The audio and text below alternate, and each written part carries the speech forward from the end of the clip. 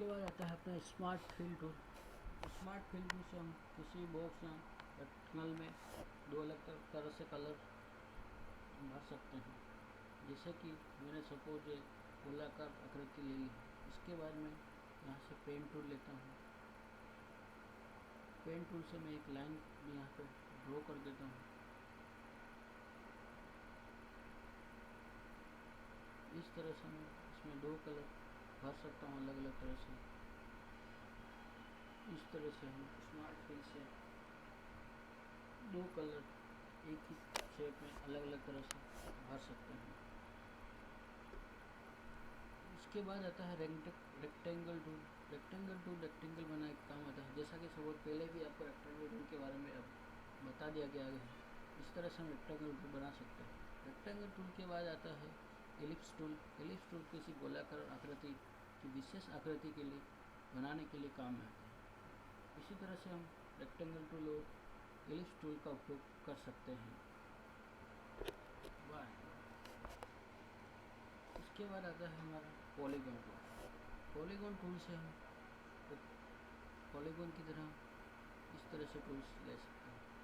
ये टूल्स अलग अलग तरह की शेप आकार में भी बदला जा सकता है। इसको बदलने के लिए सबसे पहले हमें शेप टूल लेना पड़ेगा।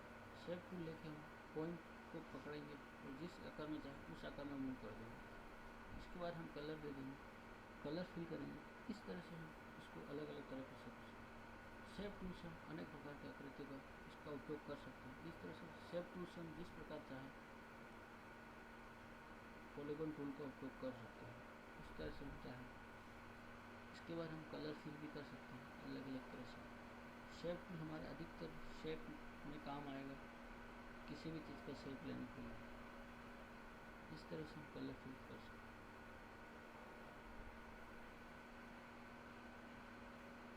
इसके बाद आता है स्टार टूल।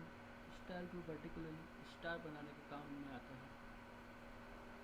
इस तरह से हम स्टार बना सकते हैं। स्टार में और भी अलग अलग अगर हमें शेप देना हो तो शेप टूल का उपयोग किया जा सकता है। जिसे सपोज शेप टूल लिया हमने, इस तरह से स्टार को और भी आकार में चेंज कर सकते हैं। इस तरह से स्टार को ले सकते हैं।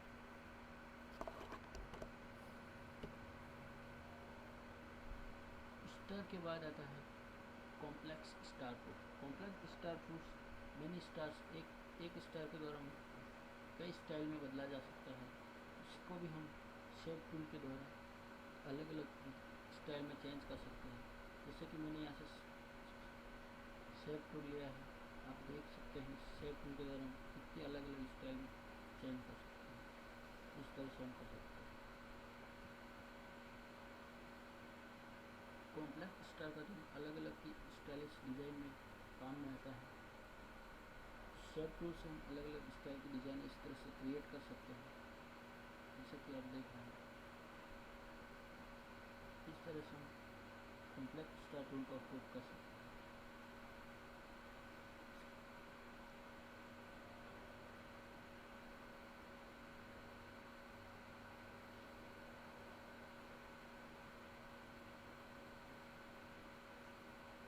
इस तरह से हम कॉम्प्लेक्स स्टार का उपयोग शेप टूल के द्वारा के साथ अलग अलग डिजाइनें बनाने में कर सकते हैं। कॉम्प्लेक्स स्टार टूल के बाद आता है graph paper. Graph paper tool हमें बनाना हो तो हम ग्राफ पेपर टूल का भी उपयोग कर सकते हैं। ग्राफ पेपर टूल इस तरह से ड्रॉ कर सकते हैं अलग अलग स्टाइल। उसके बाद कलर फिल करना हो तो कलर फिल कर सकते हैं। ग्राफ पेपर टूल के बाद आता है serial tool. Serial wise line बनाने के काम में आते हैं।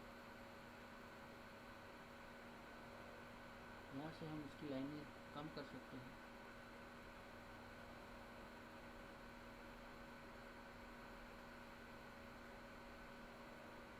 Ctrl+D शॉर्टकट कमांड है जिसकी किसी भी चीज़ की कॉपी करने के लिए काम में आता है। इस तरह से कॉपी कर सकते हैं। डुप्लीकेट Ctrl+D से डुप्लीकेट लाने के लिए उपयोग में लिया जा सकता है। डुप्लीकेट्स इस तरह से हम कर सकते हैं।